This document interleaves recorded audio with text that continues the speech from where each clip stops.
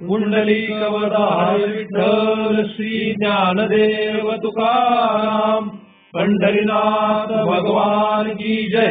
माऊली ज्ञानेश्वर महाराज की जय। जगद्गुरु तुकाराम महाराज की जय। सद्गुरुनाथ भगवान की जय। हरि ओम तत्सत।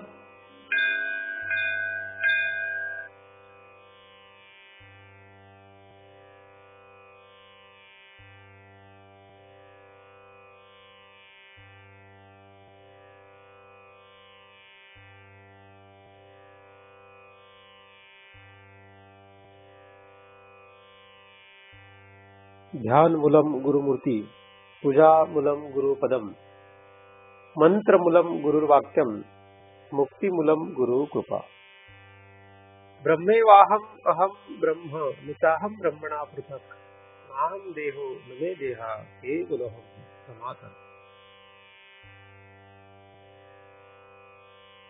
या ठिकाणी आपण नेहमीप्रमाणे दृक्दृश्य विवेक या ग्रंथाचा अभ्यास करण्यासाठी एकत्रित जमलेलो आहोत। या ग्रंथाचा हेतू दृक आणि दृश्य यामध्ये विवेक करणे असा आहे। 5व्या क्रमांकाच्या श्लोकाचा आपण अभ्यास करतो आहोत। नोदेती नास्तमेतेषा न वृद्धिम न याति न क्षयम स्वयं विभात्य धान्यानी भासयत साधनम विना, असा हा श्लोक आहे। या श्लोकातील दुसऱ्या चरणाचा आपण अभ्यास करतो आहोत। पहिल्या चरणाचा अभ्यास आपण मागे पूर्ण केलेला आहे। दुसऱ्या चरणाचा आपण आता अभ्यास सध्या करत आहोत। या दुसऱ्या चरणाचा सरळ सरळ अर्थ जी चिती आहे, जिला आपण भगवंत, चैतन्य असे वेगवेगळे शब्द वापरू शकतो, हे चैतन्य कुठल्याही साधनांनी प्रकाशित होत नाही। या चैतन्याला प्रकाशन करण्यासाठी कुठलंही साधन उपयोगाला येत नाही आणि ते स्वतः प्रकाशमान आहे। असा अभ्यास आपण सरळ सरळ या चरणाचा केलेला आहे आणि त्याचा सूक्ष्मपणे विचार आपण पुन्हा करतो आहोत। जगामध्ये जे पदार्थ प्रकाशमान वाटतात ते प्रकाशमान नाहीत हे लक्षात घेणं पहिल्यांदा गरजेचं आहे। ज्या पदार्थांना आपण प्रकाशमान समजतो ते पदार्थ प्रकाशमान ज्या कारणाने आहेत ते कारण शोधणं गरजेचं आहे। जसं चंद्र प्रकाशमान आहे, परंतु चंद्राला प्रकाशमान होण्याला कारण सूर्य आहे। तसं सूर्याच्या प्रकाशमान होण्याला कारण जे काही असेल ते शोधावं लागेल। प्रकाश हा शब्द एकदम स्थूल रूपानेच आपण घ्यायला पाहिजे असं काही गरजेचं नाही। प्रकाश म्हणजे ज्याने डोळे दिपतात त्याला प्रकाश असे म्हणतात। ज्याने कशाने डोळे दिपतील तो प्रकाश।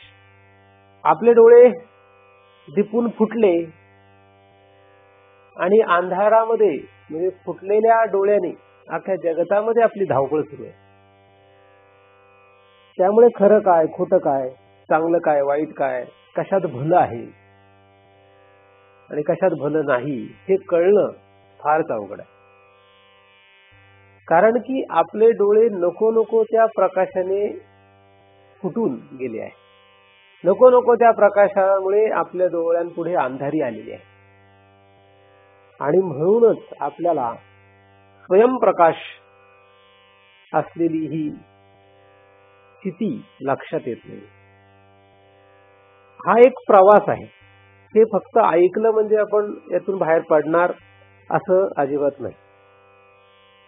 मग करायचे काय? ज्याप्रमाणे धर्मशास्त्रामध्ये काहीतरी करावं लागतं त्याप्रमाणे वेदांत शास्त्रात काही करावं लागत नाही। पण काहीच करावं लागत नाही असं नाहीये। हे गणित सोडवावं लागतं। हे एक गणित आहे। हे गणित सोडवणं इतपत करावं लागतं। जर आपण हे करणार नाही तर आपल्याला स्थिती लक्षात येणार नाही। म्हणजे आपल्याला पहिल्यांदा काय लक्षात घेतलं पाहिजे की आपण आपली स्थिती ही ओळखली पाहिजे। आपण ज्या ठिकाणी आहोत त्या ठिकाणाहून पुढे पुढे सरकलं पाहिजे। स्थूल पदार्थांच्या प्रकाशाने जर आपण अंधारात जात असू तर तो स्थूल पदार्थ जो आहे ज्याच्यामुळे आपण या अंधारात गेलो त्याचा विचार आपल्याला पुन्हा पुन्हा करावा लागेल. त्या पदार्थाने आपल्याला का अडकवलं त्याचा विचार करावा लागेल. असा विचार करत करत मग सूक्ष्म, मग त्याच्या पुढे कारण, असं करत केलं पाहिजे. ठीक आहे. तर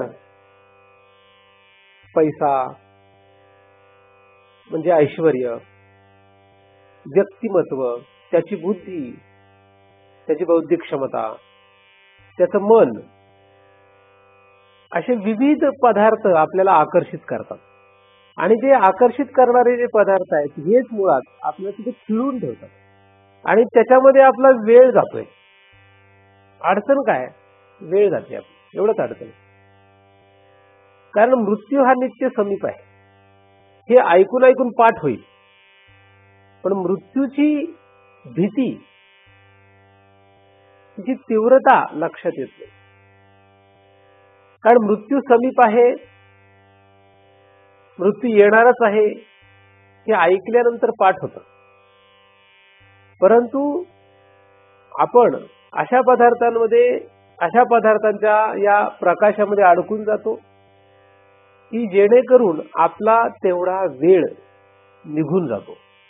आणि पुढच्या आठवड्यात करू, त्याच्या पुढच्या आठवड्यात आहेच आहे, असा विचारच आपल्याला मुळात या परमार्थातून कितीतरी मागे घेऊन जातो. त्याचा विचार आपण करूच शकत नाही. कारण की ही साधना अशी आहे की उदाहरणार्थ आपण एकदम स्वच्छ भांड्यामध्ये जर दूध ठेवलं, ते दूध व्यवस्थित ठेवलेलं आहे, पण त्याच्यात थोडं जरी शेण पडलं, एक थेंब, तरी ते दूध आता उपयोगाचं नाही. तशी ही साधना आहे. आपण जे काही करतो आहोत हे खूप आपण उत्कृष्टपणे करत असतो आणि ते उत्कृष्टपणे केलं जरी, पण या साधनेमध्ये जर कुठेतरी आपण असं काहीतरी चुकीचं केलं की हे सगळं केलेलं खोल जातं आणि मग पुन्हा पहिल्यापासून सुरुवात करायला, पुन्हा आपल्याला मागे सरकून पुन्हा पुढे पुढे पुढे पुढे पुढे साधनेने जाण्याचा प्रयत्न करावा लागतो. आणि हे कोणाला लक्षात येतं? हे स्वतःला लक्षात येतं की आपली घसरण झाली. आपल्या हातून एक आवाज येतो की आपण घसरलोय, आपलं चुकतं आहे,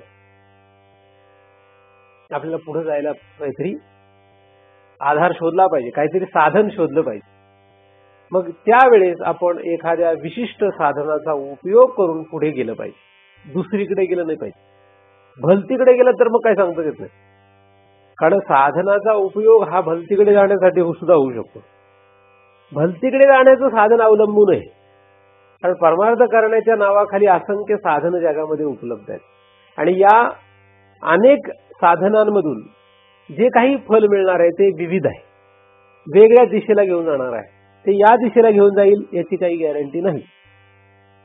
असो, पार्श्वभूमी, सर्वांचा अभ्यास चांगला व्हावा, सगळ्यांनी या मार्गामध्ये अग्रेसर व्हावं, यासाठी जे काही साधन लागेल ते आपणाकडून व्हावं. नाहीतर काय आहे की माणसाला काही काळाने यांत्रिकी होऊन जात, म्हणजे सवय पडते शरीराला. काय शुक्रवारी चिंतन आहे, चालले शुक्रवारी, गुरुवारी चिंतन आहे, रविवारी चिंतन आहे, सोमवारी चिंतन आहे, जे काही ज्या ज्या दिवसाचं चिंतन ते मेकॅनिकली होतं, यांत्रिकी होऊन जातं. त्यातला भाव राहत नाही, त्याच्यातली गती राहत नाही, भलत्याच दिशेने जातो. आणि ऐकलेलं फक्त ऐकतो आणि ते तसंच आतमध्ये कुठेतरी पडून राहत, त्याचा उपयोग होतो, म्हणजे आचरणात येत नाही. आणि मृत्यू कधी येईल? मृत्यू जवळ येतो आणि मृत्यू घेऊन जातो, पण विषय संपत नाही. तर अशी आपली अवस्था होऊ नये यासाठी प्रयत्न करा. यासाठी भगवंताला शरण राहा. परमार्थ व्यवहारात रममाण होणाऱ्यांसाठी अजिबात नाही. ज्यांना प्रकाशमान पदार्थांच्या म्हणजे परप्रकाशित पदार्थामध्ये रममाण होण्यामध्ये रस वाटतो त्यांच्यासाठी स्थितीचा अभ्यास मुळात नाही. ज्या लोकांना स्थितीच्या प्रकाशाशी घेणं देणं आहे त्यांच्यासाठी हा अभ्यास आहे.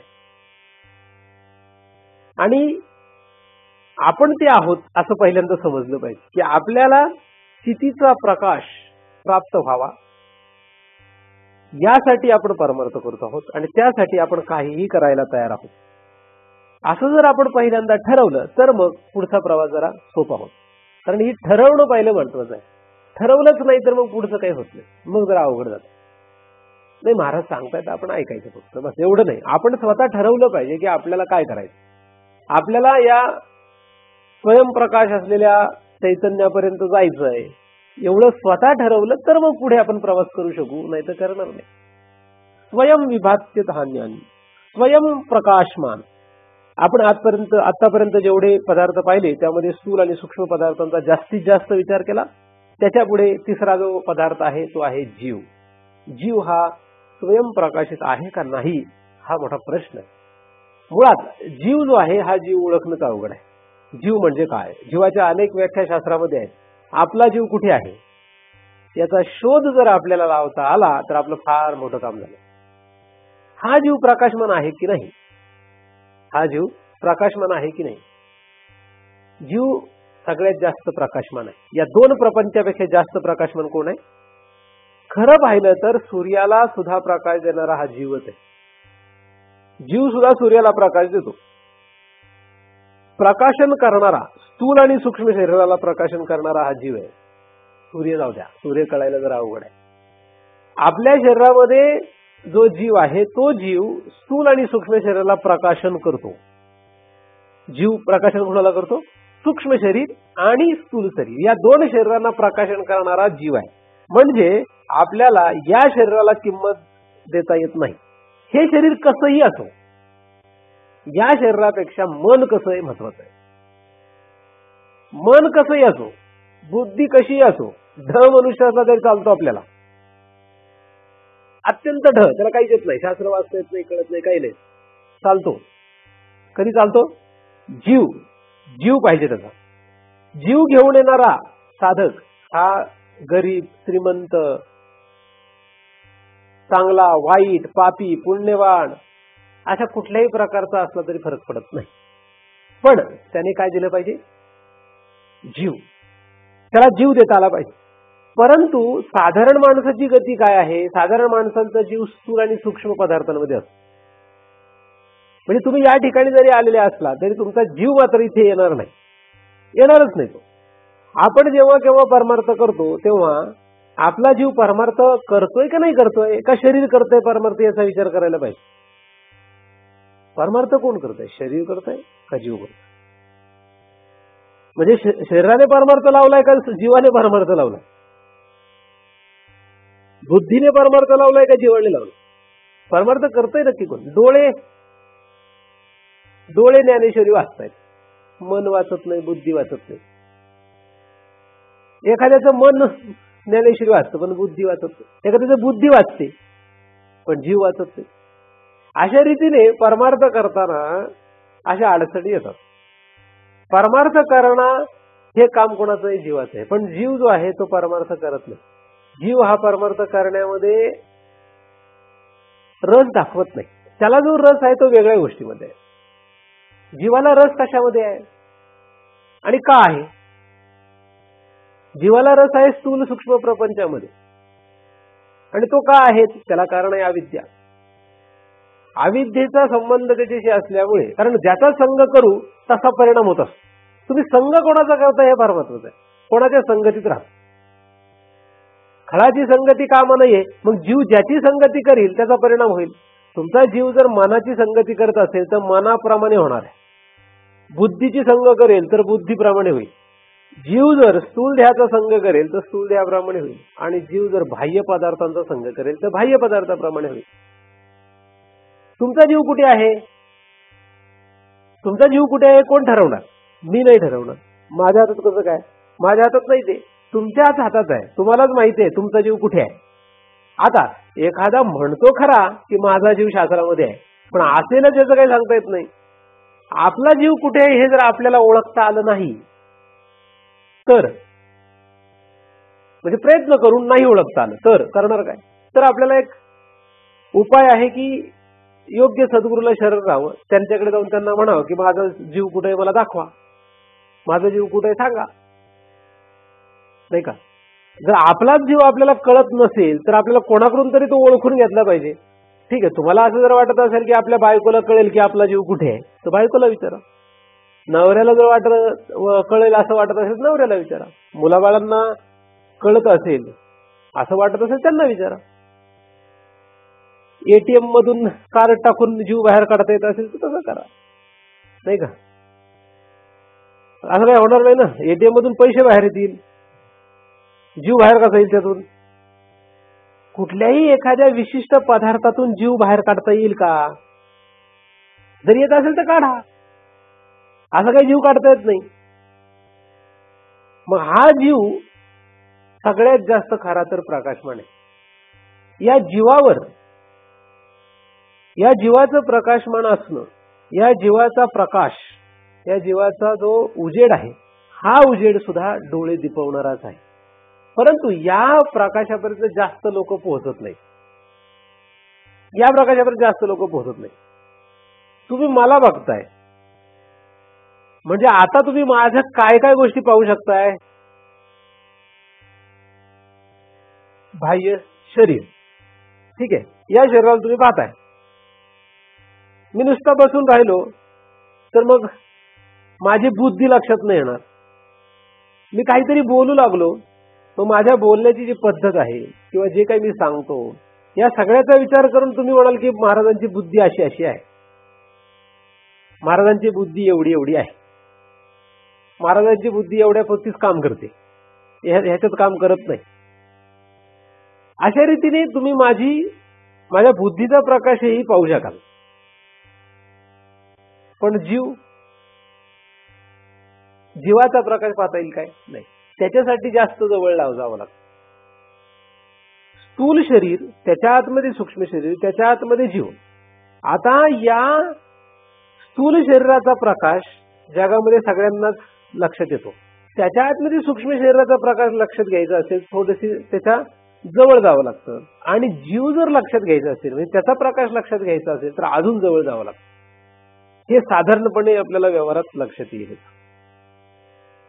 दुसऱ्याशी व्यवहार करताना असं आहे, मग आपले डोळे दुसऱ्याच्या जीवाने दिपतात का? हो, दिपतातच. तुम्ही असं कसं काय? मला असं वाटत नाही. एखादा जीव जन्माला आला की आपण लगेच काय होतो?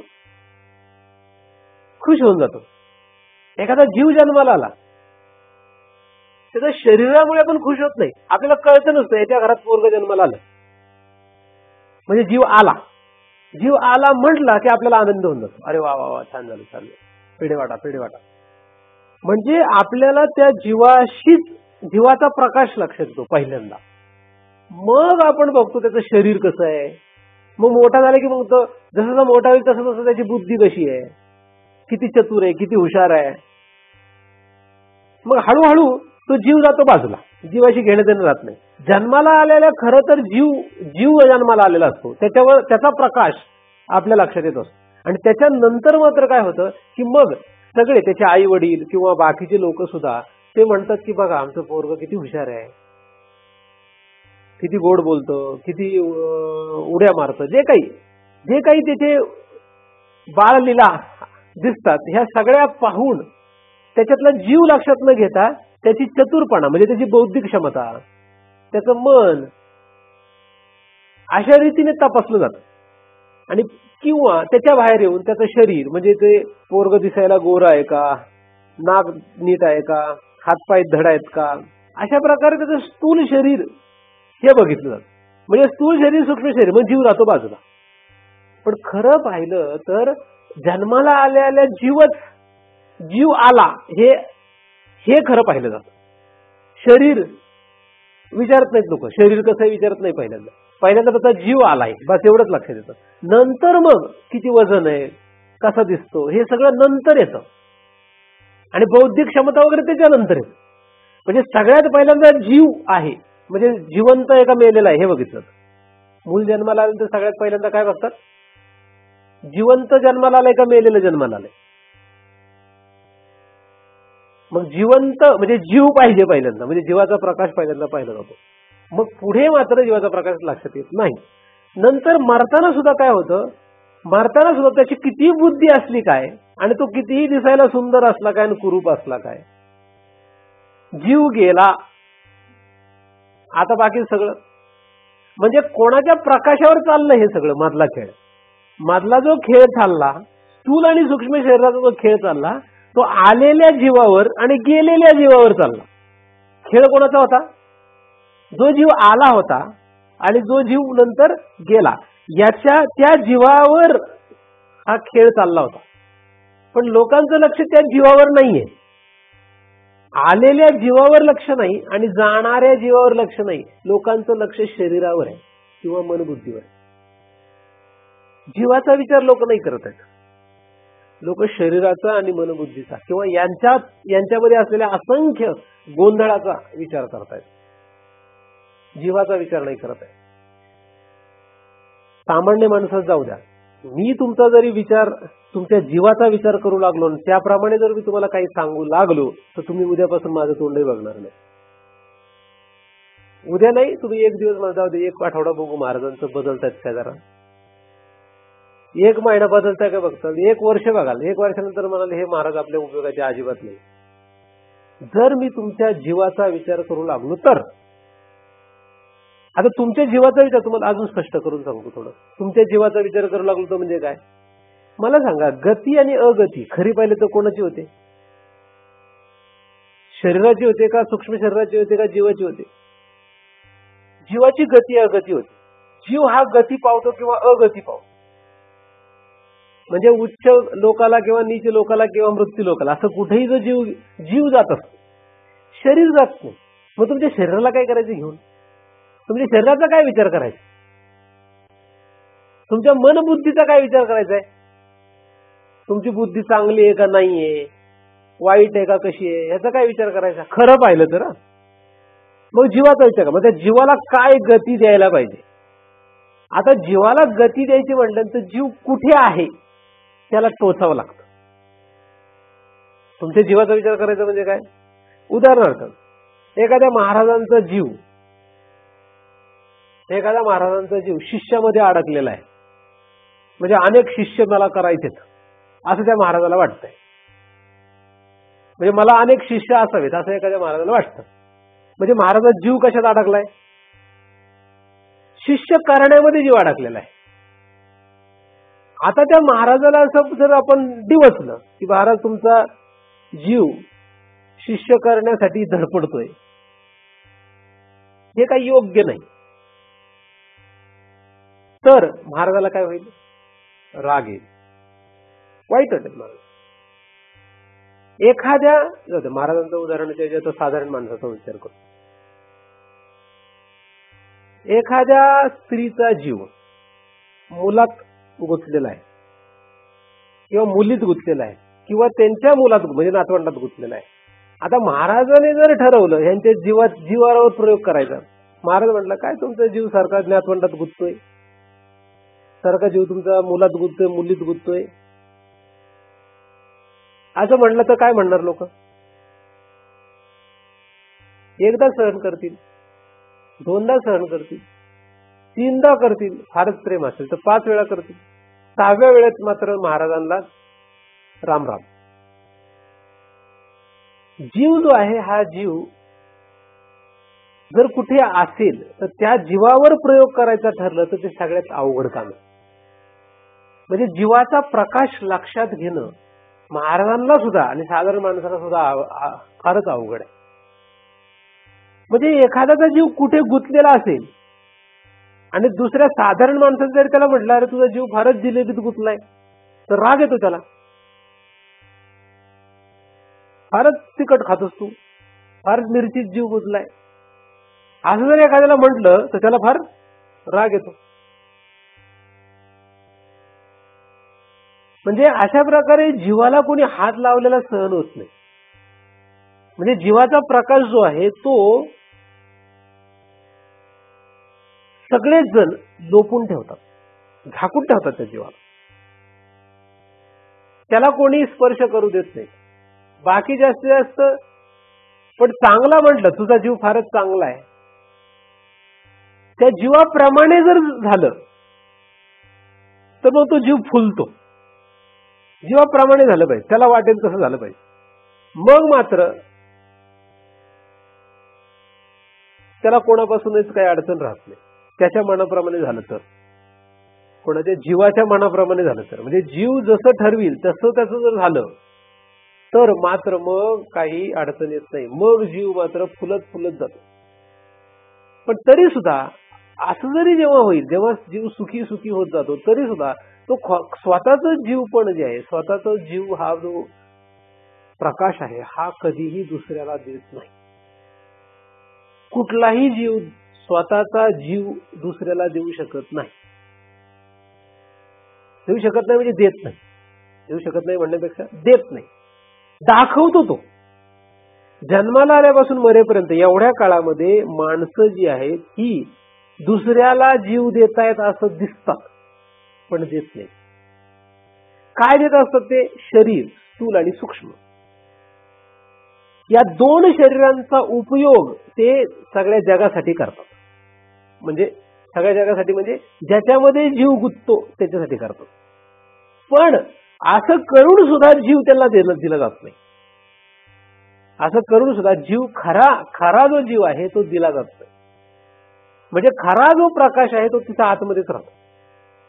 खरा जो प्रकाश आहे तो आतमध्येच राहतो. खरा प्रकाश जीवाचा जो आहे तो कधीही कुठल्याही ठिकाणी जातो.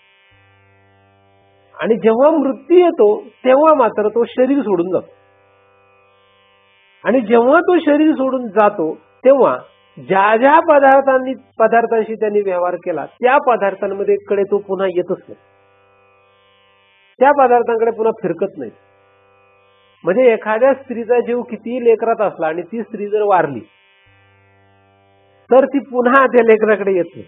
म्हणजे तो जीव पुन्हा त्या लेकराकडे कितीही असू द्या, कितीही लेकरात जीव असला तरी स्त्री मेली तर ती पुन्हा लेकराकडे येऊ शकत नाही, येतच नाही.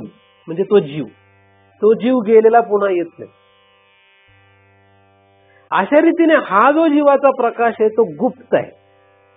जीव कधी उघड नसतो. एखाद्याचं मन जसं उघड नाहीये पण नाही असं नाहीये.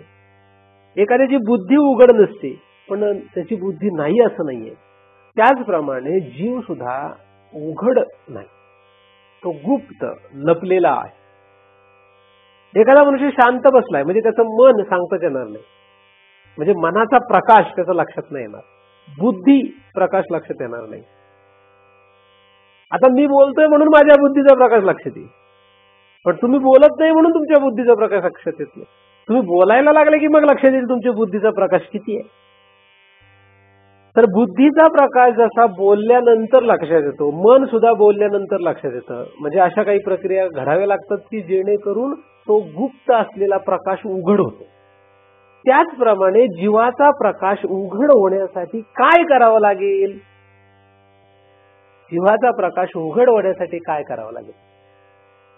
आता जो जीवाचा प्रकाश संसारामध्ये म्हणजे स्थूल सूक्ष्म प्रपंचामध्ये अडकल्यासारखा गेल्यासारखा दिसतो हा फसवा आहे. म्हणजे आई जरी मुलाला म्हटली की माझा तुझ्यावर जीव आहे तरी हे सगळं म्हणणं तिचं खरं नाहीये. तो प्रत्यक्षात तो प्रकाश तिथपर्यंत जातच नाही, तो फक्त गेल्यासारखा भासवतो. खरा जीव जो आहे तो अविद्येशी एकरूपच राहतो आणि मरण आल्यानंतर तो निघून जातो. खरा जीव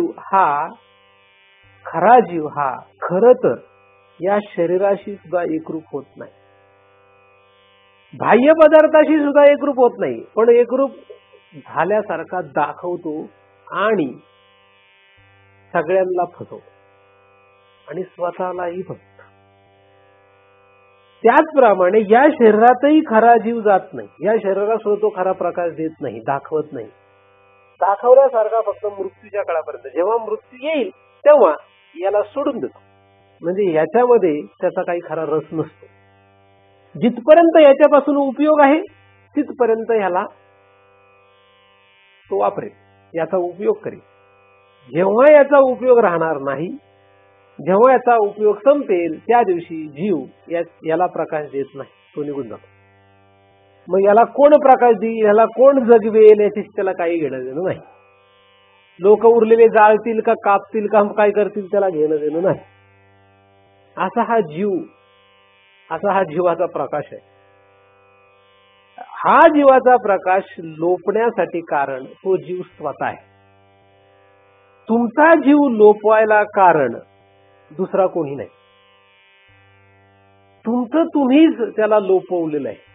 तुमचा जीव कुठे न्यायचा हा निर्णय दुसरा कोणीही घेऊ शकत नाही. प्रत्येकाचा जीव प्रत्येकाने कुठे घेऊन जावा हा ज्याचा त्याचाच विषय. तुमची बुद्धी कशी हाताळायची हे कदाचित मी विचार करू शकेन.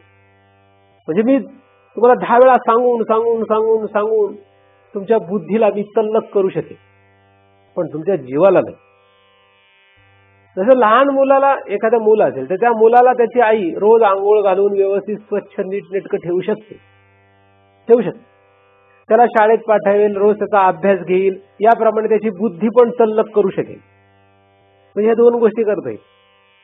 पण त्याच्या आतमधल्या असलेल्या जीवाला बदलता येणार नाही. त्याच्यातला जीवावर प्रयोग करणं फार अवघड आहे. खरं तर स्थूल आणि सूक्ष्म शरीरावर काही संस्कार टाकता येतात, पण जीवाचा संस्कार, जीवाला विशिष्ट गती देणं हे फार अवघड काम. स्थूल सूक्ष्म शरीरामध्ये काहीही करता येईल, पण जीवाला मात्र एका विशिष्ट गतीने इकडं किंवा तिकडं घेऊन जाणं हे फार अवघड आहे. त्याचं कारण असं आहे की तो जीव स्वतः भयंकर लबाड आहे. तो लबाड असल्यामुळे हे सगळं घडतंय. हा जीव प्रकाशमान आहे खरा, पण तो स्वतःच मी प्रकाशमान नाही असं समजून जगतो. त्याने स्वतःच निर्णय घेतलेला आहे की मी प्रकाशमान नाहीये. जीव आहे खरा प्रकाशमान, पण तो स्वतः प्रकाशमान नाही असल्या धांदलीमध्ये आहे. मी स्वतः प्रकाशमान नाही. खरं तर मन जे हलतं, बुद्धी जी चालते, इंद्रिये जे वळवळ करतात, स्थूल शरीर जे गतिमान दिसतंय, हे सगळं त्या जीवाच्या प्रकाशाने. पण जीव काय म्हणतो? जीव असं म्हणत नाही की हे सगळं माझ्यामुळे, असं तो म्हणत नाही. तो डोळ्यालाच सांगतो काय, तू म्हण मी पाहिलंय. तो काय म्हणतो? डोळ्याला म्हणतो म्हण मी पाहिलंय. म्हणून आपण काय म्हणतो? आपण म्हणतो मी पाहिलं. जेव्हा मी पाहिलं असं म्हणतो तेव्हा म्हणतो काय, एखाद्याने विचारलं काय, तर मग अरे मी माझ्या डोळ्याने पाहिलंय. म्हणजे डोळ्याने पाहिलंय याला आपण किंमत देतो. खरं पाहिलंय डोळ्याने का? डोळ्याने पाहिलेलं नाही, पण डोळ्याने पाहिलंय असं म्हणायला लावतो हा जीव, आणि स्वतःचा प्रकाश ठेवतो लपून. खरं या डोळ्याला पाहताच येत नाही. हा डोळा जे पाहतोय हे आपल्याला सगळ्यांनाच वाटतंय. जगातल्या सगळ्यांना असंच वाटतंय की हे डोळे पाहतायत. इथे चालत कोण आले? पाय आले. विचार कोण करतंय? संकल्प विकल्प कोण करतंय? उदाहरणार्थ हे फूल उचललं, कोणी उचललं? आणि याचा सुगंध जर घेतला तर हे सगळं कोणी केलं? कोणाच्या प्रकाशाने झालंय? पण तुम्ही काय म्हणताय आतापर्यंत? सगळं तुम्ही खोटं सांगितलं मला. खरं तर हे सगळं जीवाने केलं, पण तो इतका चतुर आहे, त्याचा प्रकाश तो लपून ठेवतो. त्याच्या प्रकाशावर चाललं, त्याच्या प्रकाशावर झालं, पण तो मात्र काय करतो? तो म्हणतो हे सगळं तुम्ही केलंय. मग जो ज्या ठिकाणी सत्यत्व देईल तो त्या प्रपंचात अडकतो. उदाहरणार्थ एखादा जर समजत असाल की या डोळ्याने, स्थूल डोळ्याने मी पाहिलं, म्हणजे स्थूल डोळ्याने पाहिलं असं समजणारा स्थूल प्रपंचात अडकला, आणि जीव मात्र नामाने राहा. प्रकाश कोणाचा? जीवाचा. एखाद्याने जर समजलं की मनाने पाहिलं कोणी होतं? डोळ्याने. ज्याने समजलं डोळ्याने पाहिलंय तो स्थूल प्रपंचात अडकला. ज्याने समजलं मनाने पाहिलं तो सूक्ष्म प्रपंचात अडकला. आता खरं पाहिलं कोणी? खरं पाहणारा आहे जीव. आता पाहणारा हा विषयाच्या ऐवजी त्याला दुसऱ्या भाषेमध्ये खरा प्रकाश देणारा कोण आहे? याला प्रकाशन कोणी केलं? जीवाने केलं. परंतु जगामध्ये सगळेच जण या जीवाने प्रकाशन केले असं समजतच नाही. ते एक तर सूक्ष्मदेह तर नाहीच नाही, स्थूलच. ते स्वतः सुद्धा स्थूलानेच केलं असं समजतायत आणि दुसरे सुद्धा तसंच समजतायत. म्हणजे असं दोघांचा मिळून हा व्यवहार सुरू आहे. जीवाचा प्रकाश म्हणूनच लोपलेला आहे. जीव हा अत्यंत हुशार असल्यामुळे, जीव हा पदार्थ काय, तुम्हाला जीव हा हुशार कसा काय असेल? हुशार म्हणजे मी त्याला दुसरा शब्द वापरत असतो. जीव हा अत्यंत लबाड असल्यामुळे हे सगळं होत आहे. तर जीव असा लबाड असतो का? हो. एखाद्याचं मन कसं एकदम, बुद्धी कशी एकदम वेगळीच असते. जसं एखाद्याची बुद्धी एकदम वेगळी विचित्र अशी काहीतरी असू शकते, त्याप्रमाणे जीव सुद्धा असा काहीतरी वेगळाच. तो सगळ्यांना प्रकाशन करतो, सगळ्यांना प्रकाश देतो, पण तो कशाचाही प्रकाश हा त्याचाच प्रकाश आहे असं दाखवावं लागतं. आणि त्याला सगळे भुलले. म्हणून तुम्ही सगळ्यात पहिल्यांदा हे लक्षात घेतलं पाहिजे की प्रकाश देणारा जीव आहे. शरीराला गती देणारा, हे जे शरीर हलतंय, तुम्ही तुमच्या घरातून जे इथे चालत आले, म्हणजे तुमचं शरीर जे चालत आलं, हे शरीर चालत आलंय, तर शरीर चालत आलेलं नाहीये. त्या शरीराला चालायला लावणारा, गती देणारा तो जीव आहे. त्या जीवाने ती त्याला गती दिलेली, म्हणजे जीवाने त्याला प्रकाशन केलेलं आहे. प्रकाशन करणे म्हणजे, प्रकाशन करण्याचा अर्थ प्रकाश देणे याचा अर्थ ती विशिष्ट क्रिया करण्यासाठी असलेलं प्रमुख, त्याला म्हणतात प्रकाशन करणारा. त्या विशिष्ट क्रियेला जो प्रमुख असतो, म्हणजे चालण्याच्या क्रियेला प्रमुख कोण आहे? पाय नाहीत. पायांना चालता येत नाही. पायाला चालण्यासाठी प्रकाश देणारा जीव आहे. आणि हा जीव, ह्या जीवाचा प्रकाश कोणालाही लक्षात येत नाही, कारण जीव स्वतःचा प्रकाश जो आहे तो लपवून ठेवतो. तुम्ही म्हणाला मग चांगलं आहे ना, काय वाईट काय त्यात? त्याच्यात त्याचा फार मोठा तोटा आहे. त्याची ही जी सवय आहे ती कायम तशीच राहते. स्वतःचाच प्रकाश अशा प्रकारे लपून ठेवून त्याने दोन गोष्टी चुकीच्या केलेल्या आहेत. एक म्हणजे काय?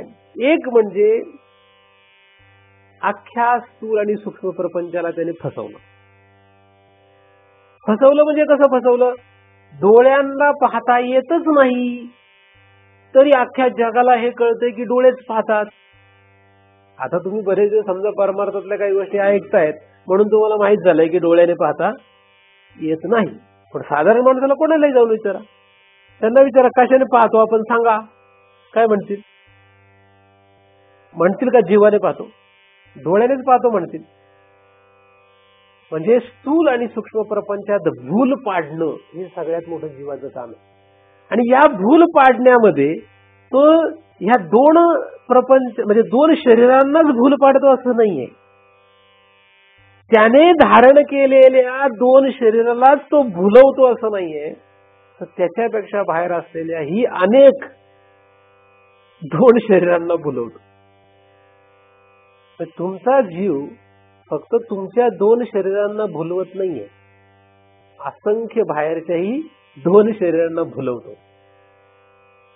असंख्यांना भुलवतोय तो. मग ह्याचा हा झाला पहिला त्याचा सगळ्यात मोठा लबाडपणा. आपण रोज हेच करतो, रोजचं कामच आहे आपलं. आणि दुसरी गोष्ट, असं केल्यामुळेच त्याच्या स्वतःचा प्रकाश कुठून आला हे शोधण्यामध्ये त्याला इंटरेस्ट नाही. कारण एखादा मनुष्य जर दुसऱ्याला फसवण्यामध्येच गुंतलेला असेल तर आपण फसलो का नाही हे शोधण्यामध्ये त्याला इंटरेस्ट कुठे नाही का? आपण फसलो का नाही हे शोधण्यामध्ये त्याला काही रस राहणार नाही. ही त्याची दुसरी चूक आहे. म्हणजे स्वतःचा जीवाचा प्रकाश हा कुठून आला, हा जीव नक्की कुठून तयार झाला, आला माझा मीच कोठून या हे त्याला कळेना. आला माझा मीच कोठून या असा ज्ञानदेवांचा अभंग आहे की मीच माझा कुठून आलो हे या जीवाला कळेना. जीवा जाणवेना, जीवा जाणवेना, जीवाचे ते वर्म जीवा कळेन. त्यातच त्याला वर्म कळेना. का? कारण या दोन प्रपंचामध्ये फसवण्याच्या नादात. मग त्याला काय करायला पाहिजे? पहिल्यांदा त्याने स्वतःचा प्रकाश नीट लक्षात घेतला पाहिजे. पहिल्यांदा दुसऱ्याला भुलवणं बंद करा. सगळ्यात पहिल्यांदा जीवाने काय करावं? सगळ्यात पहिल्यांदा दुसऱ्याला भुलवणं बंद करा. मग हे दोन शरीरांना, मग यांना भुलवणं बंद करा. आधी यांना भुलवणं बंद करा, मग या दोन शरीरांना भुलवणं बंद करा. मग तो जीवावर येईल. मग त्याचा प्रकाश त्यालाच लक्षात येईल. आणि मग त्याला मागे तू कुठून आला, तुझा प्रकाश कुठून आहे हे त्याला जाणण्याचा अधिकार आहे. चितीच्या प्रकाशाकडे जायचंय. जायचं कसं याचा मी तुम्हाला अभ्यास सांगतोय. तुम्ही जेव्हा म्हणजे नवरा जेव्हा बायकोला म्हणतो की तू मला फार आवडते असं जेव्हा म्हणतो तेव्हा त्यांनी काय काय दोष निर्माण केले? आई जेव्हा मुलाला म्हणते तू मला फार प्रिय लेकरा असं जेव्हा म्हणते तेव्हा तिने काय काय गुन्हा केलाय? का नाही केलाय? केलाय का नाही? काय केलाय? बायको जेव्हा नवऱ्याला म्हणते तुमच्याशिवाय मला अजिबात करमत नाही, काय गुन्हा केलाय? त्याला काय केलंय? त्याला भुलवलंय. खरंच आहे का असं? खरंच असं आहे काय? खरं असं नाही. तेवढ्या काळापुरता आहे का? तेवढ्या काळापुरता आहे. पण ती भुलवण्याची प्रक्रिया आहे, त्याच्यातून बाहेर पडावं लागेल. एकमेकांना भुलवण्यामध्ये मरण येईल. एकमेकांना भुलवण्यामध्ये काय होणार आहे? मरण येणार आहे. जर आपण ह्या बाहेरच्याच लोकांना भुलवत राहिलो म्हणजे जीव यांनाच जर भुलवत राहिलो, बरं जीव स्वतः तसा भुलवत नाही. तो कशाने भुलवतो? शरीराने. तुम्हाला जे भुलवलं जातंय तो माझा जीव खरं जीवाने भुलवत नाहीये. तो कशाने भुलवतोय? कारण तो तर काय ह्याचा विषय संपला की तो निघून जातो. तो कशाला घेणं देणं ठेवतोय कोणाची? खरा तो तर फारच तसा पाहिला तर तो लबाड हा शब्द मी त्याला का वापरतो? कारण तो सगळं करून नामा निराळा राहतो म्हणून. मला सांगा, तुम्हाला मी जर भुलवलं म्हणजे माझ्या आतमध्ये असलेल्या जीवाने जर तुम्हाला भुलवलं म्हणजे कशाने भुलवेन मी तुम्हाला? दोनच गोष्टीने भुलू शकतो.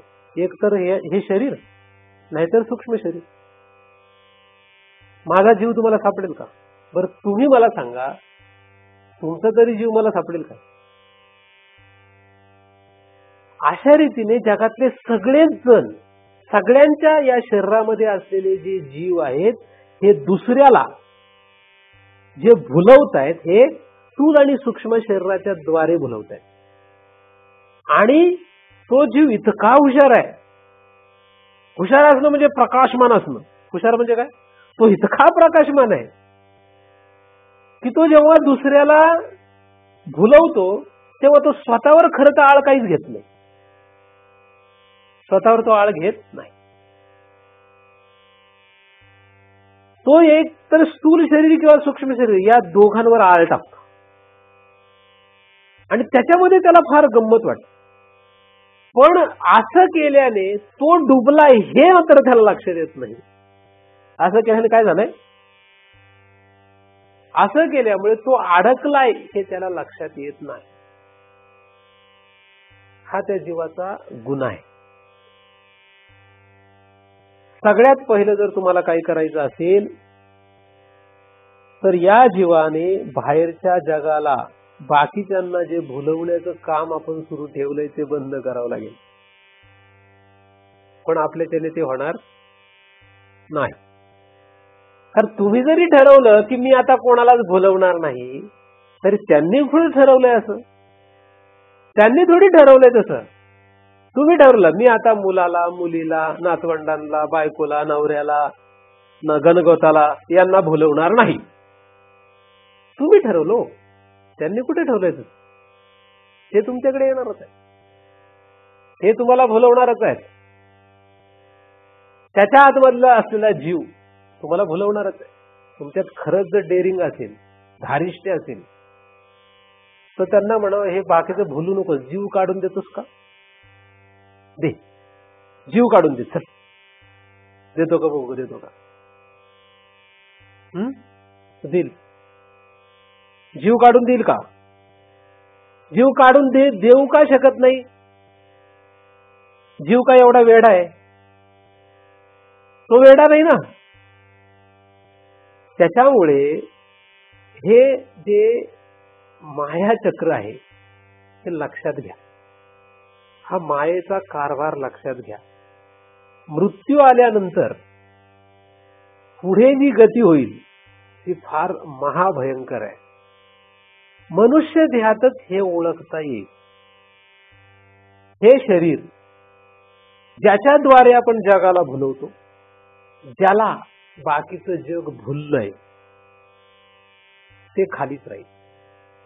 त्याचा निर्णय उरलेले लोक काय लावायचं ते लावतील. ते सांगू शकत नाही काय लागेल. म्हणून याच्या नादी लागू नका. याच्या नादी लागू नका. याच्या म्हणजे याच्याही नाही आणि ह्यांच्याही नाही. जीवाशी व्यवहार करता आला तर करा. माझ्या जीवाशी व्यवहार करता आला तर करा. दुसऱ्याच्या जीवाशी व्यवहार करता आला तर करा. ते करूच देणार नाही. जीवाशी व्यवहार करता येतो का बघा कोणाच्याही. एखाद्याही जीवाशी व्यवहार तुम्ही करू शकले तर फार चांगलं. कोणाच्याही जीवाशी व्यवहार करण्याचा प्रयत्न करा. कोणाच्याही जीवाशी व्यवहार करायचा प्रयत्न केला की त्या व्यक्तीशी तुमचा संबंध संपला. ही अवघड गोष्ट आहे. आता मग आई जी लेकरामध्ये आपला जीव आहे असं दाखवते, मग तिथे लेकराचा नाहीचा व्यवहार संपत का नाही असं तुम्ही विचारू शकता मला. मुळात त्या आईचा लेकरात जीव नसतोच. त्या लेकरात आईचा जीव आहे हीच सगळ्यात मोठी लाबाडी आहे जीवाची.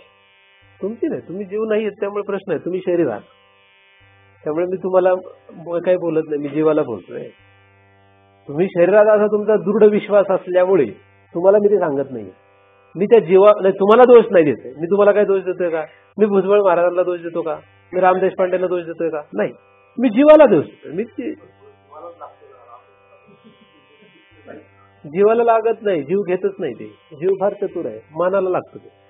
जीवाला अजिबात लागत नाही. जीवाला लागत जीव कोणाचंच मनावर घेत नाही. जीव कोणाचंही मनावर घेत नाही. मन घेतं. मन घेतं, बुद्धी घेते, चित्त घेतं, अहंकार घेतो. माझं बोलणं तुमच्या जीवाने जर घेतलं असतं तर इथपर्यंत कधीच काम झालं असतं बरंच मोठं आपलं. जीव घेत नाही. काही बोलू दे, जीव घेत नाही. आणि जे काही तुमचं काम झालं असेल ते जीवाने थोडंफार घेतलं म्हणून झालं. जे काही होईल ते जीवाने घेतल्यामुळे. तर खरं जे आहे ते कधीही जीव हा दुसऱ्या जीवामध्ये गुंततच नसतो. जीव हा दुसऱ्या जीवात गुंतत नाही. मग कुठे गुंततो? शरीर. ते पण दाखवतोच. लबाडीच आहे ती सुद्धा. पण दाखवतो कुठे? म्हणजे आईचा जीव त्या लेकराच्या जीवात नाहीये. कशात आहे? त्या शरीरामध्ये. शरीर किंवा त्याचं मन, बुद्धी, चित्त, अहंकार जे काही त्याचं बाकीचं सूक्ष्म शरीर आहे त्याच्यामध्ये आहे. त्याच्या आतमधल्या जीवाशी का नाहीये असं तुम्ही विचारू शकता. कारण त्याच्याशी त्याला, त्या आईला, त्या जीवाशी खरं तर व्यवहार करता येत नाही. म्हणून व्यवहार करू शकत नाही. कारण त्या शरीरामध्ये असलेला जीव इतका हुशार आहे की तो त्या आईला कधी स्वतःशी व्यवहार करू देत नाही. मला सांगा, कुठलाही जीव त्याच्याप्रमाणे जगेल का आईप्रमाणे जगेल? तुमचं लेकरू फार प्रिय आहे तुम्हाला, दरवेळी तुमचा जीव तुमच्या लेकरात आहे असं जर मान्य केलं मी, मला सांगा आता तुमचा लेकरात जीव आहे, मग तुम्ही लेकराप्रमाणे जगाल काय? जगाल का लेकराप्रमाणे? दाखवता आहे का ते तिला बडीचा भाग, दाखवतो लबाडीचा भाग आहे. तो लेकरू तरी तुमच्याच जीव आहे असं जरी म्हटलं तरी ते लेकरू तरी तुमच्याप्रमाणे जगेल काय? निर्माण झालेला मुलगा किंवा मुलगी या मुलाप्रमाणे ती आई जगते का?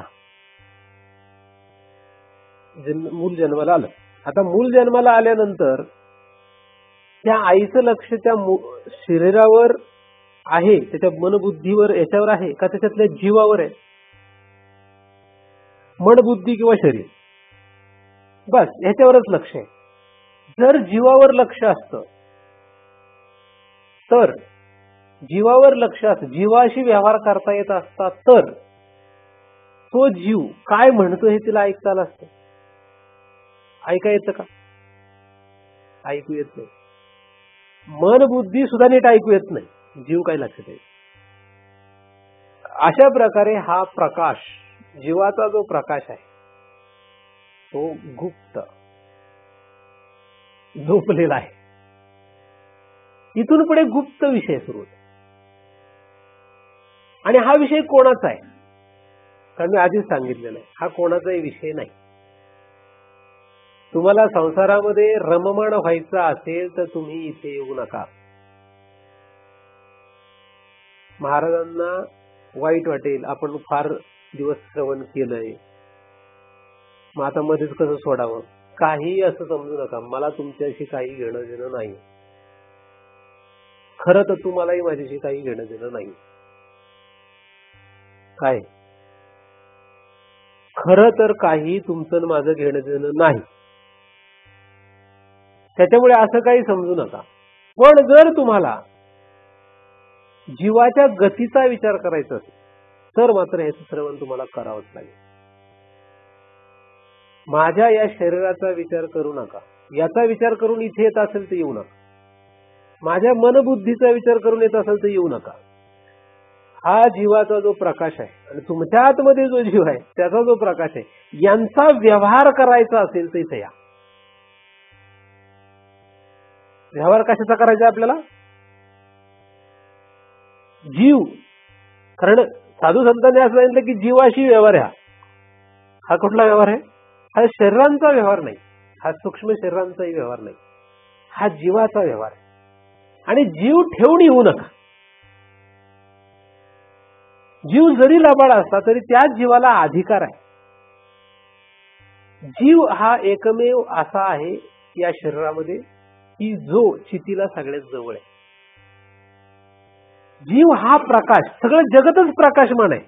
खरं तर मी जर खालून तुम्हाला सांगत गेलोय, जसं एखादा मनुष्य प्रकाशमान असतो, बराक ओबामा प्रकाशमान व्यक्ती का नाही, मग बराक ओबामाचा प्रकाश जरा मोठा दिसेल, एखाद्या झोपडीत राहणाऱ्या माणसाचा प्रकाश जरा मिणमिणत्या मेणबत्ती इतका असेल, पण प्रकाशच येतो. पण नाही का? बराक ओबामा सूर्यासारखा चमकतोय, तर एखादा गरीब झोपडीतला मनुष्य पणती सारखा तरी मिणमिणतोच का नाही? का नाही? म्हणजे प्रकाश, सगळं जगतच प्रकाश आहे खरं. पण यातल्या कुठल्या प्रकाशाने आपलं वाटोळं झालंय? चितीच्या प्रकाशाने आपलं भलं होईल, त्याच्या व्यतिरिक्त सगळ्या प्रकाशाने आपलं वाटोळं झालं. मुलामध्ये जीव का अडकतो? बराक ओबामा आपल्याला का आवडतो? किंवा जगातला कुठलाही पदार्थ का आवडतोच का? त्याच्याविषयी व्यवहार करावा का वाटतो? कारण की तो मुळात प्रकाशमानच आहे. मुळात खरा तो प्रकाश, पण तो जो प्रकाशमान आहे तो परावर्तित आहे, तो खरा नाहीये. तो काय आहे? परावर्तित येतो, म्हणजे तो प्रतिबिंबित आहे, म्हणून त्याच्यामध्ये दोष आहे आणि म्हणून तो आपल्याला घातक आहे. हे तेव्हा लक्षात येईल जेव्हा चितीचा प्रकाश जाणण्याची इच्छा होईल, तेव्हा स्वयंप्रकाश जाणण्याची इच्छा होईल, तेव्हा असा प्रकाश जाणण्याची इच्छा होईल, तेव्हा की जो प्रकाश कुठल्याही प्रकाशाने जाणता येत नाही. जीवाने सूक्ष्म शरीर जाणता येतं, जीवाने स्थूल शरीर जाणता येतं, जीवाने सगळा संसार जाणता येतो, पण या सगळ्यांना जीवाला जाणता येत नाही. जीव सूक्ष्म शरीर जाणेल, सूक्ष्म शरीर स्थूल शरीर जाणेल, स्थूल शरीर हे बाह्य जगत जाणेल, पण हे सगळे जरी हे सगळं जाणत असले तरी त्या जीवाशिवाय जाणत नाही आणि जीवाला मात्र ते जाणत नाहीत. मग ह्याच्यात प्रमुख जीवच आहे, म्हणजे खरा प्रकाशमान कोण आहे यांच्यातला? खरा जो प्रकाशमान आहे तो जीव आहे. मग तुमचा व्यवहार जीवाचा पाहिजे, जीवाचा व्यवहार पाहिजे, जीवाने व्यवहार करता आला पाहिजे. आता जीवाने व्यवहार जर करायचा असेल तर लगेच काही कोणी म्हटलं मी जीवाने व्यवहार करतो आतापासून, तर होणार नाही, तसं होणार नाही. कारण त्याच्या ज्या काही चुका आहेत, चुका म्हणण्यापेक्षा त्याची जी हुशारी आहे ती त्याची गुंडी ओळखली पाहिजे, त्याची जी लबाडी आहे ती ओळखता आली पाहिजे, ती सहन करता आली पाहिजे. काय? ती सहन करता आली पाहिजे. जसं राम देशपांडे नक्की त्यांच्या मुलाला असं डायरेक्ट म्हणतील की तू तुझ्या कर्माने फिरतोय, तुझा न माझा काही संबंध नाही, म्हणशील का नाही? म्हणतील का नाही? एकदम राम देशपांडे असे स्पष्टपणे डायरेक्ट म्हणतील तुझा न माझा काही संबंध नाही, वाटलं तर राहा, नाहीतर लगेच निघ, नाही म्हणणार. हे काय ओळखलंय त्यांनी? समजा राम देशपांडे एक व्यक्ती आहे, त्यांनी काय ओळखलंय? म्हणजे हे राम देशपांडे असं नाही म्हणत मी, एक राम देशपांडे नावाची एक व्यक्ती आहे, ते तर म्हणतीलच का नाही म्हणतील हा त्यांचा प्रश्न आहे, तो माझा नाही. पण राम देशपांडे नावाची एक व्यक्ती आहे, ती त्यांच्या मुलाला असं जर म्हणत असेल तर त्यांनी काय ओळखलंय?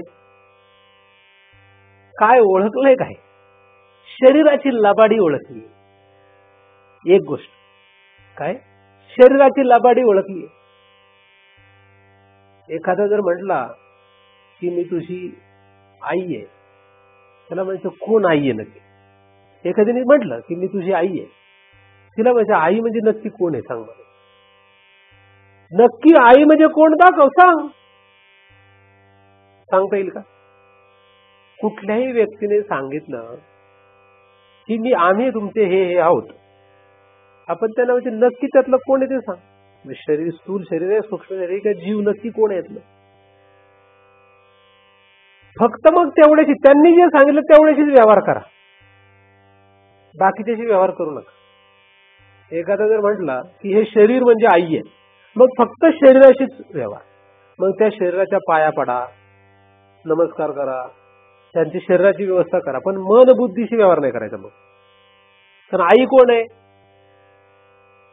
तिने सांगितलं की शरीर हे आई आहे, हे जे दिसतंय मड, हे जे धड आहे, हे धड म्हणजे आई आहे, असं तिने जर सांगितलं तर आपण व्यवहार कोणाचा करायचा? आईशी करायचं ठरलंय ना, ठीक आहे, ते तरी खरं करू द्या, तेवढं तरी खरं करू, शरीराशी व्यवहार करू, मन बुद्धीशी अजिबात व्यवहार नाही करायचा. मग चालेल? जमल का? चालेल का? चालणारच नाही, चालणारच नाही, असं अवघड आहे. मुळात जे जे आपल्याला सांगतात की हे असं असं आहे, म्हणजे आम्ही तुमचे नातेवाईक आहोत, आम्ही तुमचा मुलगा आहोत, आम्ही तुमचा नवरा आहोत, आम्ही तुमची बायको आहोत, हे जे काही आपल्याला सगळं शिकवलं जातंय, हे सांगितलं जातंय, ही सगळी फसवणूक आहे, सगळीच फसवणूक आहे. म्हणजे ही आई, हा बाप, ही मुलगी, हा मुलगा, हा नवरा, ही बायको, आणि ही फसवणूक जी आहे ती जगामध्ये सगळ्यांनी दृढ करत चालले. दृढता. तुम्ही कोणाची पत्नी नाहीये, तुम्ही कोणाचा नवरा नाहीये, तुम्ही कोणाची आई नाहीये, तुम्ही कोणाचा बाप नाहीये, तुम्ही कोणाचा कोणीच नाहीये. हे तुम्ही नाही जरी समजून घेतलं माझं म्हणणं, तरी यम तुम्हाला सांगून देणारच नाही. नका ऐकू. मी कुठं म्हणतो माझं ऐका तुम्ही. माझं ऐकण्यासाठी मी तुम्हाला इथे बोलवलेलंच नाही. पण माझं जरी नाही ऐकलं तरी यम मात्र तुम्हाला दाखवूनच देईल. तर नाही द्यायचं, दाखवून देईल का नाही देईल. पण तो दाखवून देईल तर तो काय दाखवून देईल, तो फक्त एवढंच दाखवेल इथलं, त्याच्या पुढचं तो तरी कुठे दाखवेल. तो तर फक्त स्थूल, तुम्ही जेवढ्या स्थूल पदार्थांना माझं माझं म्हणत होते किंवा जेवढे स्थूल पदार्थ तुम्हाला माझे माझे म्हणत होते तेवढ्यापासूनच तो वेगळा करून दाखवेल. त्याच्या पलीकडे तो तरी काय करेल, त्याला त्याच्या पलीकडे काही करता येत नाही. ज्या जीवाला लक्षात आलं की हा जीवाचा, आपला जीवाचा प्रकाश म्हणजे जीव हा जो प्रकाश आहे हा श्रेष्ठ आहे, शरीर श्रेष्ठ नाही, सूक्ष्म शरीर सुद्धा श्रेष्ठ नाही, याचा आणि आमचा काही संबंध नाहीये. जो काही संबंध आलाय तो चुकीने आलेला आहे. हे शरीर काही आपल्याला आनंदाने मिळालेलं नाही. या शरीराचा स्वीकार आपण काही भगवंतासारखा केलेला नाही. आपल्या चुकीने आपण असंख्य देह धारण करत आलोय आणि हीच चूक पुन्हा वाढवत चाललोय. यालाच मी समजून यांनाच माझं माझं म्हणत राहील. आणि ते सुद्धा आपण जर ह्याच्या विरुद्ध निघालो, आपण जर खरं शोधायला चाललो तर ते आपल्याला जाऊ देणार नाही. कुठल्या कृपेने तुम्ही याच्यातून बाहेर याल हे काही मला सांगता येणार. परंतु हे नक्की लक्षात ठेवा की तुम्हाला कोणाचाही संसर्ग नाहीये. म्हणजे तुम्हाला कोण कोण नाहीये, तुम्हाला आई नाही.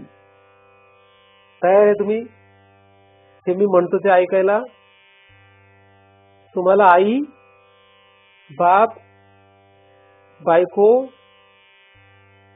आहे, बायको आहे, नवरा, मुलं, गणगोत सगळे तुम्हाला नाही, काही नाही मला. याचा काय फायदा. हे जर तुम्ही धारिष्ट्य दाखवलं तर तुम्हाला जीवाचा प्रकाश तुमच्या शरीरातला लक्षात येईल. माझं नाही सांगत मी काय, माझ्याकडून तुम्हाला काही कळणार नाही. मी तर तुम्हाला जे सांगायला बसलोय ते वेगळं सांगायचं. तुमच्याच शरीरामधला तुम्हाला जर जीवाचा प्रकाश जाणायचा असेल, जगातल्या कोणालाही, तुम्हाला काय, जगातल्या कोणालाही, कुठल्याही व्यक्त झालेल्या जीवाला जर त्याचा स्वतःचा म्हणजे जीवाचाच प्रकाश लक्षात घ्यायचा असेल तर त्याने काय करावं, त्याने हे लक्षात घ्यावं हे सगळं माझं नाही, हे सगळं माझं नाहीये. मुक्त होता परिबळे झाला बद्ध, करुणिया छंद माझे माझे, हे माझं नाही. काय माझं नाही,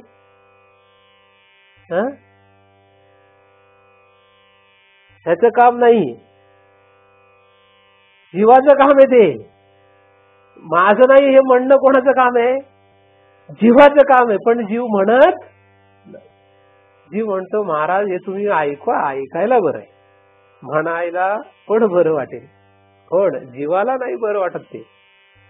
पण जो जीव धारिष्ट दाखवून म्हणेल की हे माझं नाही, काय काय माझं नाही, याच्या बाहेरचे सगळे पदार्थ माझे नाही, यांना मी प्रकाशन करतो एवढाच माझा संबंध आहे. ठीक आहे, करतो, काय हरकत नाही. पण यांना प्रकाशन करतो एवढाच माझा संबंध आहे. सूर्य जगाला प्रकाशन करतो म्हणून तो काही जगाच्या व्यवहारामध्ये गुंततो का, गुंतो. सूर्याने जगाला प्रकाश दिला म्हणून कधीतरी असं झालंय की सूर्य एखाद्याच्या घरी जेवायला आला की आम्ही तुला रोजच प्रकाश देतो, आता आजच्या दिवस जेवण द्या असं म्हणतो आणि असं म्हणून त्यांच्यात गुंततो, असं कधी होत नाही. सूर्य जगाचा प्रकाश, जगाला प्रकाश देतो, जगाला प्रकाशन करतो, पण जगाच्या व्यवहारात अडकत नाही. आणि तुम्ही मात्र म्हणजे जीव, तुम्ही म्हणण्यापेक्षा आता जीव धरू, जीव मात्र ह्या जगाला म्हणजे स्थूल सूक्ष्म देहा सकट या बाहेरच्यांना प्रकाशन करतो पण त्यांच्यात अडकतो. हीच त्याची चूक आहे. मग ती चूक सुधारणार कधी. प्रकाशन करू नका असं कोणाला म्हटलं तुम्हाला, तुम्ही ज्यांच्याशी व्यवहार करायचे त्यांच्याशी व्यवहार करा, पण ठामपणे लक्षात घ्या की यांचा ना आपला काही संबंध नाही. कोणाचा ह्याचाच नाही. याच्याशी मी सगळा व्यवहार करतोय, याच्याशी मी सगळा व्यवहार करतो, पण याचा माझा काही संबंध नाहीये. हे मला ठामपणे लक्षात घेतलं पाहिजे. म्हणजे तुम्हालाही लक्षात घेतलं पाहिजे. ह्याच्याशी आपण व्यवहार करतोय, याच्याद्वारे जगाशी व्यवहार करतोय. खरं तर याला व्यवहार करण्याचा अधिकार नाही, पण करतोय, ते जीवामुळे करतोय. मग ठीक आहे, जीवाने याला प्रकाशन करावं, याने जगाशी व्यवहार करावा, म्हणजे जगातला सगळा व्यवहार त्या जीवाच्या प्रकाशावर चालावा. पण जीवाने अडकू नये ना, काडकावं. अडकला याला कारण तो माझं म्हणतोय म्हणून. पण तुमची ममत्व, तुमचं माझं म्हणणं हे जर सुटत नसेल तर त्याला काहीतरी तुम्हाला उपाय करावा लागेल. नाही येतं सुटत, काय करणार? नाही सुटत आमचं ममत्व, तर काय करणार काय? स्वप्रयत्न ते उपयोगाला येत नाही. आता स्वप्रयत्न इथंच जर उपयोगाला येत नाही, इथेच जर गुरुची अपेक्षा करायला लागले, तर तिकडे काय करावं? आतमध्ये म्हणजे जो जीवावरून चितीकडे जाण्याचा प्रवास आहे, तिथे काय करणार? हे तुमचं तुम्ही सोडवा गणित, आणि म्हणा घरी गेल्यानंतर नवऱ्याला, काय तू माझा नवरा, म्हणा बायकोला तू माझी बायको. गेली तर जाऊ द्या ना, गेली तर जाऊ द्या. उद्या जायची तर आज जा म्हणा. उद्या यम नेईलच का नाही? यम आला तर नेईल का नाही? मग आज म्हणा तिला केव्हा त्याला, किंवा लेकरांना म्हणा तुमचा आमचा काही संबंध, तुमचा माझा काही संबंध नाही. यांना आपण जर म्हणू शकत नाही, काचे कांता कस्ते पुत्र संसारोमय अतिव विचित्र, आद्य शंकराचार्यांचं ते वचन आहे. संसारोमय अतिव विचित्र. मग तुम्ही वेदांत ऐकून उपयोग काय? जर वेदांत ऐकून बायकोला बायको म्हणतो, नवऱ्याला नवरा म्हणते, मुलाबाळांना माझी मुलं बाळ म्हणतो, नातवंडात गुंतून पडतो, कधी गुंतून पडलं हेही कळत नाही. वेदांताचा उपयोग कुठे काय? गणगोतांकडे गेल्याशिवाय करमत नाही. नको ते व्यवहार, त्याच्यात रममाण राहतो. धावा, मैस, लग्न, वाढदिवस, बारस, रममाण. इथं कधी यायचं? हे कधी सुटायचं? मग हे जिथे आपलं नाही, हे तिथे हे कसं आपलं असेल? हे ऐकायला बरं आहे. परीक्षेच्या वेळेस काय होतं बघू. वर्षभर अभ्यास केला, परीक्षेच्या दिवशी आजारी पडला, बरं झालं, कारण झालं सांगायला, नाही का? बरोबर अशी साधकांची गती असते बऱ्यापैकी. सगळं मस्त चिंतन ऐकतात वगैरे, सगळं करतात. ज्या वेळेस परीक्षा असते बरोबर त्याच वेळेस गायब, किंवा त्याच वेळेस फेल होतात. परीक्षेला बसले तरी फेल. मग तुम्ही म्हणला तर हे असं जर केलं तर आमचा सगळा संसारच उद्ध्वस्त व्हायचा महाराज, आता कसं काय करणार? मी जरी म्हटलं की तुमचा संसार उद्ध्वस्त करू नका, चांगला करा, तरी सुद्धा मृत्यू आल्यानंतर चालेल का तो? हे सत्य लक्षात घ्या. मृत्यू येण्याच्या आज जो काही प्रपंच चाललेला आहे, तो प्रपंच तुम्ही किती उत्कृष्ट केला, चांगला केला, तरी सुद्धा मृत्यू आल्यानंतर त्या उत्कृष्टपणाबद्दल तुम्हाला काही अवॉर्ड मिळणार आहे? आपण उत्कृष्ट संसार केल्याबद्दल यमलोकी आपला सत्कार होणार आहे? असं काही होणार नाहीये.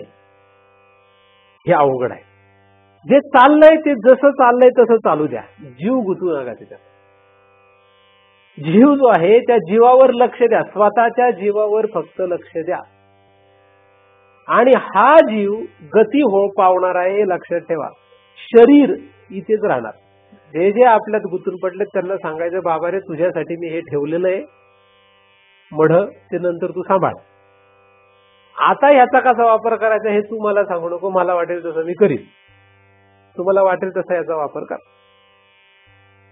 पण हे सगळं जरी ऐकलं असलं तुम्ही तरी प्रत्यक्षात हे प्रात्यक्षिक करणं अवघड असल्यामुळे तुम्हाला एकच पर्याय, जे ज्ञानाचा कुरठा ते सेवा हा दारवंटा, तोळघोडी सुभटा स्वाधीन कर, तनु मनु जीवे या चरणासी लागावे, अगर्वता करावे दास्य सकळ. गर्व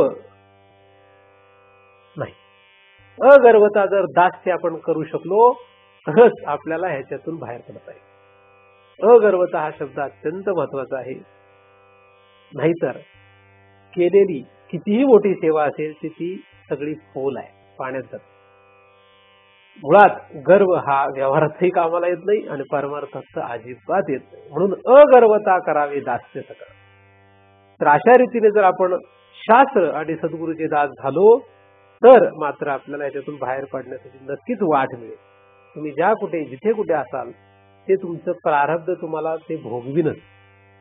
माझ्या म्हणण्याने तुम्ही काही सगळं सोडणार नाहीये, माझ्या म्हणण्याने तुम्ही काही सगळं सोडणार नाहीये. ते मी तुम्हाला आधीच सांगितलेलं आहे की तुमचा जीव माझा ऐकत नसतो. इतकं न कळले इतका तरी मी वेडा नाही. परंतु तरी सुद्धा तुमची बुद्धी मात्र माझं ऐकते. तुमची बुद्धी तल्लख व्हावी, तुमच्या बुद्धीला कुशाग्र व्हावी, तुमच्या बुद्धीचं तेज वाढावं आणि त्या तेजामध्ये तुम्हाला पुढचा जीवाचा प्रकाश लक्षात यावा. एवढं जरी सामर्थ्य तुमच्या बुद्धीमध्ये आलं, कारण बुद्धी ही आपल्या शरीरामध्ये असलेलं असं एक इंद्रिय आहे की ज्या इंद्रियाच्या द्वारे तुम्हाला जीवाच्या प्रकाशाकडे जाता येतं, तिकडे दृष्टी जाते. बुद्धी नावाचं तुमचं इंद्रिय, बुद्धी जरी तुमची शार्प झाली, शार्प म्हणजे हुशार झाली, तरी सुद्धा तुम्हाला आतमध्ये दृष्टी जाईल. आणि हुशार होणे म्हणजे व्यवहारात किती पैसा कमवला या दृष्टीने बुद्धी हुशार म्हणत नाहीये मी. बुद्धी जर जीवाकडे जाऊ शकली, बुद्धीला जर जीवाचा प्रकाश लक्षात येऊ लागला तर ती बुद्धी हुशार झाली. मग तो मनुष्य अडाणी असला तरी सुद्धा त्याची बुद्धी जीवाकडे जाऊ शकते, हे पहिलं लक्षात ठेवा. म्हणून तुमची बुद्धी हुशार व्हावी आणि त्या बुद्धीने जीवाचा प्रकाश जाणण्याचा प्रयत्न करावा. यासाठी जे काही साधन करणं अपेक्षित आहे ते तुमच्याकडून हो. त्यामध्ये श्रवण मनन निध्यास, विवेक वैराग्य शमदम षटसंपत्ती आणि मोक्षेच्छा अशा या साधनांचा तुम्हाला तुमच्या अधिकारानुरूप उपयोग करता यावा. यासाठी श्री गुरूंची तुमच्यावर कृपा व्हावी, शास्त्राची तुमच्यावर कृपा व्हावी. ईश्वर भगवंत तुम्हाला मदत करो अशी त्याच्या चरणी प्रार्थना करतो आणि त्यांच्याच कृपेने निर्माण झालेले चिंतन त्यांच्याच चरणी अर्पण करून इथे पूर्ण विराम देतो.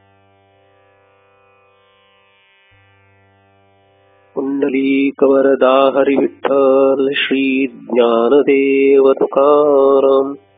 पंढरीनाथ भगवान की जय. माऊली ज्ञानेश्वर महाराज की जय. जगत गुरु तुकाराम महाराज की जय. सद्गुरुनाथ भगवान की जय.